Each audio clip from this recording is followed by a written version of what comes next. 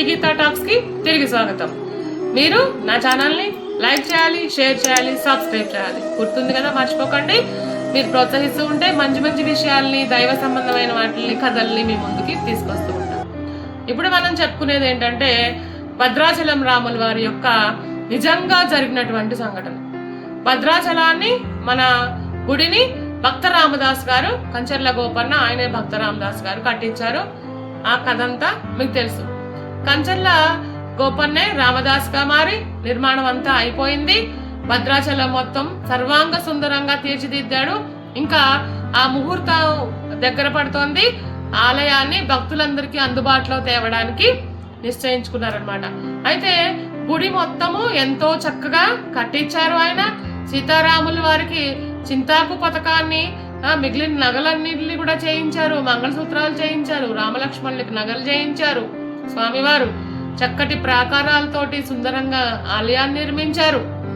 ధ్వజస్తంభాన్ని ప్రతిష్ఠించారు. అయితే ఆలయం పైన పైకప్పు మీద ఆయన అదే మన సుదర్శన చక్రాన్ని ప్రతిష్ఠించాలి అనుకున్నాడు. ఇప్పుడు ఉండేటటువంటి సుదర్శన చక్రం ఎలా వచ్చింది, ఎలా ప్రతిష్ఠించాడో తెలుసుకుందాం. ఎన్నో రకాలైనటువంటి చక్రాలను ఇలా సుదర్శన చక్ర రూపంలో చేయిస్తే అసలు కొన్నేమో ఆకారం కుదరలేదు, కొన్నేమో బాగా చేయించిన గుడి పైకప్పు శిఖరం మీద పెడతారనమాట. ఆ చక్రం ఇలా పెడితే అమరట్లేదు, కూర్చోవట్లేదు ఎంతసేపు. అయితేనేమో సరిగా సెట్ అవ్వట్లేదు, ఆకారం ఏమో సరిగా అమరడం లేదు. అమరిన ఆకారాలు కష్టపడి పైకెక్కి తీరా పైకప్పు మీద ఇలా పెడితే అది కూర్చోవట్లేదు.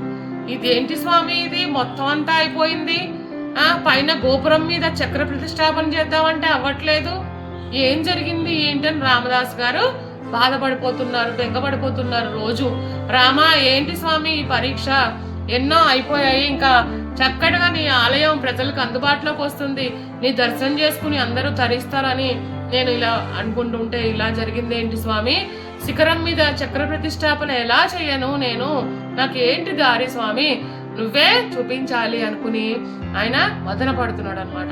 పడుతుంటే ఒకరోజు రాత్రి స్వామివారు రామదాసు కల్లో కనిపించారు. రామదాసు, నాయన ఆలయ గోపురం మీద చక్రము మీరు చేసిన వాటితోటి, మీరు తెచ్చిన వాటితోటి జరగదమ్మా, మానవ నిర్మితంగా అవ్వదు, ఏం చేసినా కూడా అక్కడ ప్రతిష్ఠ జరగదు. ఆ చక్రం నేను పంపించిన చక్రమే నీకు దొరుకుతుంది, ప్రతిష్ఠ జరుగుతుంది. ఆ సుదర్శన చక్రాన్ని నేను పంపిస్తానయ్యా, దాంతోనే నువ్వు ఆలయ శిఖరం పై భాగాన ప్రతిష్ఠించు అని చెప్పాడు. ఏం చేయాలి అని అనుకుని సరే కల్లో సంతోషించాడు స్వామివారు. ఆయన బాగా సెలవిచ్చాడని చెప్పి మురిసిపోయాడు. భక్త రామదాస్ గారు పొద్దున్నే లేచి గోదావరి నదికి స్నానానికి వెళ్ళాడు. గోదావరి నదిలో స్నానం చేసి ఇలా మునిగి తేలినప్పుడు సుదర్శన చక్రం గోదావరి నీడల్లో కొట్టుకుంటూ వచ్చింది. రాముల వారు చెప్పిన మాట ప్రకారం ఆయన సుదర్శన చక్రాన్ని పంపించారనమాట. ఆ గోదావరిలో దొరికినటువంటి సుదర్శన చక్రాన్ని ఆయన ఎంతో సంతోషంతో ఒడ్డుకు తీసుకొచ్చి పూజలు అవి చేసి ఆ చక్రాన్ని ఆలయ గోపురం మీద ప్రతిష్ఠించాడు. ఇప్పుడు ఆలయ గోపురం మీద ఉన్న చక్రం రాముల వారు పంపించినటువంటి రామదాస్కి గోదావరిలో లభ్యమైనటువంటి సుదర్శన చక్రం అదే అన్నమాట. చూసారా అండి స్వామివారి యొక్క మహిమలు. ఇప్పటికీ కూడా అక్కడ ఆ సుదర్శన చక్రం అదే ఉంది. మీ అందరూ కూడా రాముల వారిని కొలవండి, ధరించండి. జై శ్రీరామ్, జై హనుమాన్. మళ్ళీ కలుద్దాం. ఉంటాను మరి.